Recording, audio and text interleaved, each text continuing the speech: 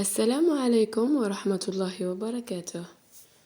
في الساعات القليلة الماضية انتشرت شائعات على مواقع التواصل الاجتماعي تفيد إلى أن زوجة الشيخ والداعية عبد الله رشدي انتقلت إلى رحمة الله، لكن مع الأسف اتضح بأن هذه الشائعات صحيحة، وذلك بعدما نشر الشيخ منشور له على صفحته في الانستغرام يوم أمس قال فيه: